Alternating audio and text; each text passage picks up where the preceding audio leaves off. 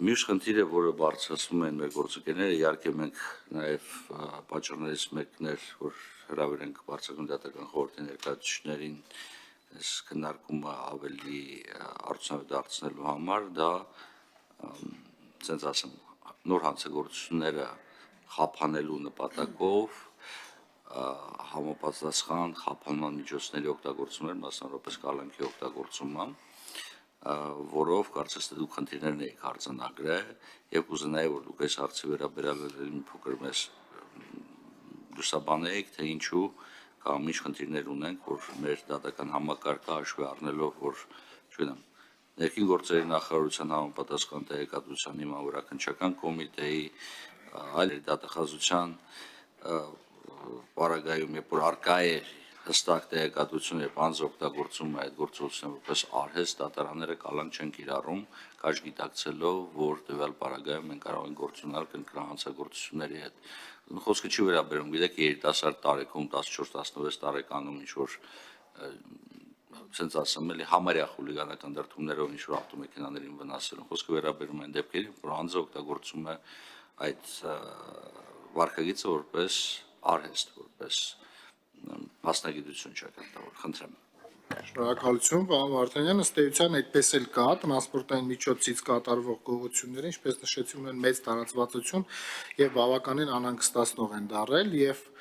այո մեր վերլուծությունները ցույց են տալիս որ կան խմբեր կամ առանձին անձիկ որոնք որ արդեն այս ուղղությունը որպես արհեստ են դարձրել եւ մեր մտահոգությունը ներքին գործերի նախարարության մտահոգությունը առ այն է, որ մեր վերլուծություններով մենք տեսնում ենք, որ միևնույն անձի կողմից,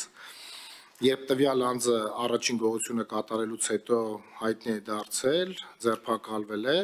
այդուհանդերձ խափանման միջոցը ազատության զրկման հետ կապ չունենալու պարագայում մենք տեսնում ենք, որ տվյալ անձը կրկին անգամ բազմադրվակ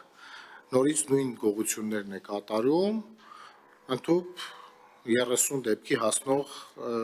դրվագների մասին է խոսքը գնում մենք նմանատիպ իրավիճակ ունեցել ենք նախկինում նաև գրպանահատության դեպքերով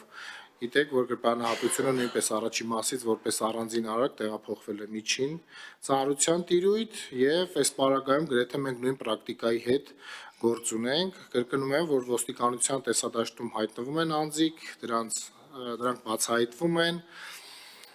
Սակայն հետագայում մենք տեսնում ենք, որ տվյալ անձի կողմից կրկին անգամ կատարվում են գողություններ, որոնք ընդորում լինում են բազմադրվակ։ Սա մեր համար անհանգստացնող է, որտեղ կարծես թե ոստիկանության գործիքակազմը ինչ որտեղ այստեղ սպառվում է արդեն, որպես մենք կրկնակի անգամ տեսնում ենք